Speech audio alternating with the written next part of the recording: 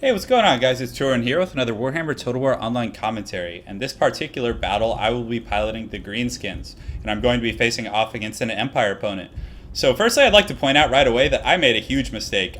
I'm just so stubborn when it comes to my Greenskin leadership. I always like to get Azhag on his flying mount. I don't like putting him on the ground, but I think at the end of the day, that's what ended up costing me this game, as you guys will see.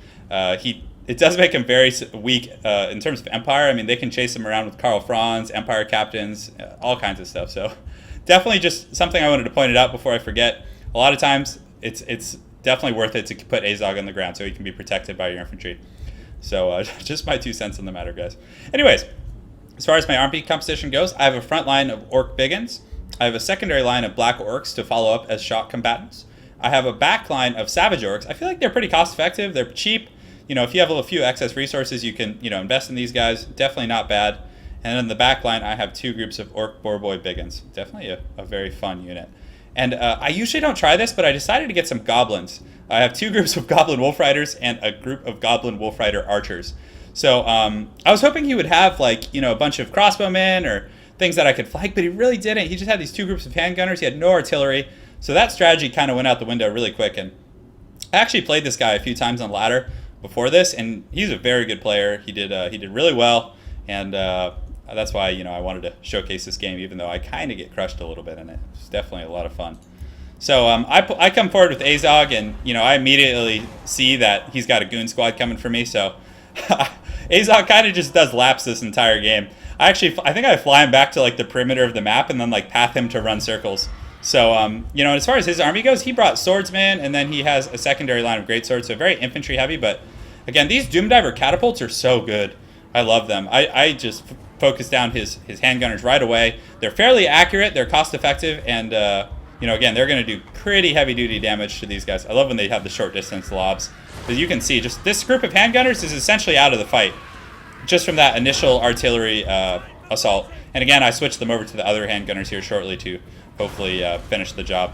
So I advanced my front line of Orc Biggins. I'm hoping to absorb the initial shock and then use the Black Orcs to plug up whatever weaknesses I have in my flank. So I was feeling pretty good, but again, I was really stressed out. Azhag is seriously just having to run, and which kind of is really bad because at the same time, this Empire captain over here is able to just chase him off, and his leadership gets to stay and just have free reign on my army. So that was really rough. So I pull around my cavalry as soon as the fighting starts and pull out these goblins. They're going to chase down these routing handgunners and do pretty good, and also get some rear charges. So I also pull the Orc Boars around the flank. He's trying to keep up with Halberdiers, but he did not bring any cavalry, so he's going to have trouble keeping up with me. And these Savage Orcs, this is a good matchup for them. So I'm definitely want to get them over here, and I get a nice flank over here on these greatswords. Again, I'm trying to overload this flank, and I pull around these Black Orcs and these Goblins. And all these guys are taking leadership hits because they're being attacked in the flank. So I get a nice little charge here. Granted, the Wolf Riders are going to get shaken pretty quick. I have them sandwiched now, but he does have that Feral Manticore, which causes terror. So that thing is immediately in conjunction with his Blood Roar. That was really well played.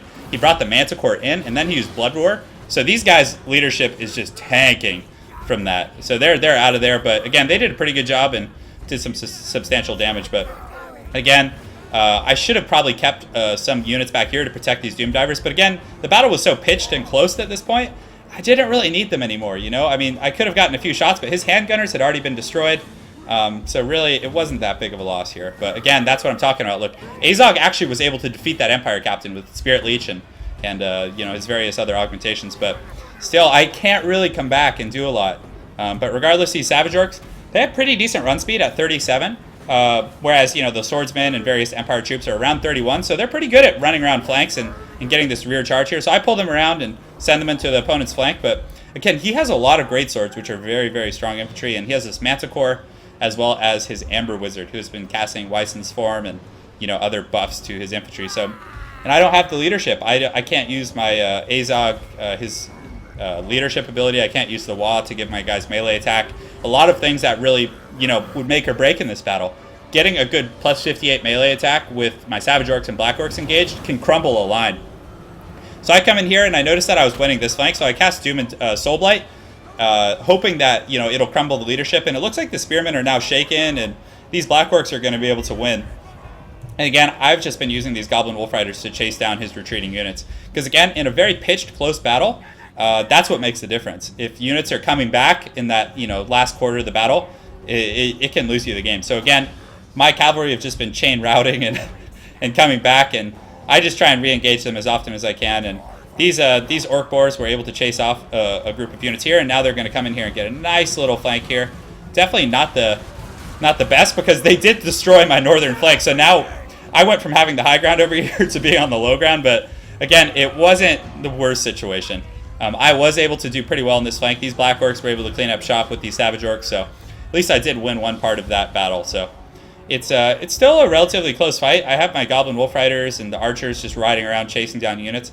I was hoping, again, he'd have some artillery I could, just take out. And thankfully, this manticore is actually chasing these guys, which is really, really good for me. That's, like, exactly what I want. Because if that manticore was in my front line, like, say, right here, causing terror and just doing a ton of damage, I probably would have lost already.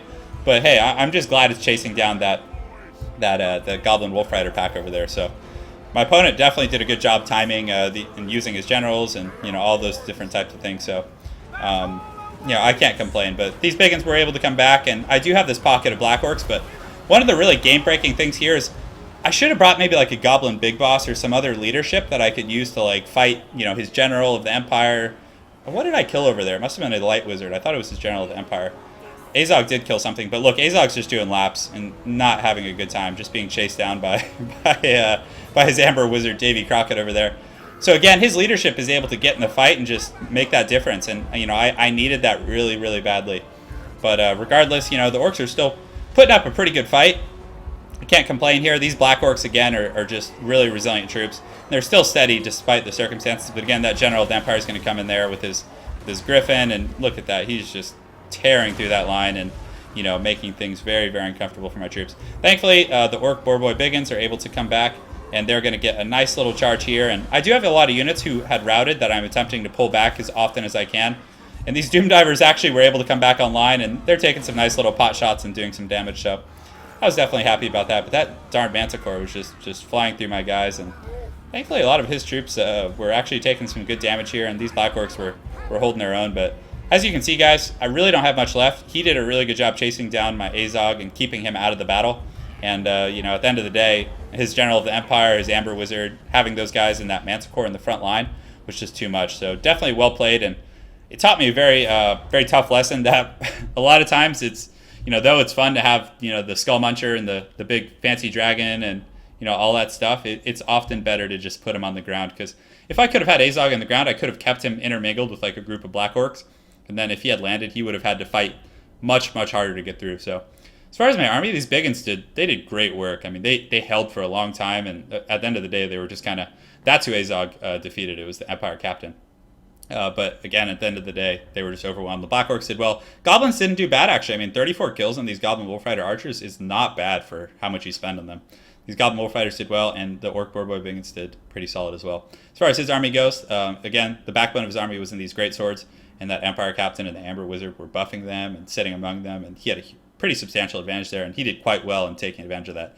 Those handgunners, though, I'm telling you, they got absolutely decimated by these Doom Divers, so that was definitely a highlight of that battle for me. So thanks again for watching, guys. I really appreciate your support here, and good game to Marcus Tan. He did a really good job, and I think that was like the second or third game in a row I played him on ladder, and we had some really good matchups. So really good game there, man. Look forward to playing you again on ladder, and thank you all for watching again.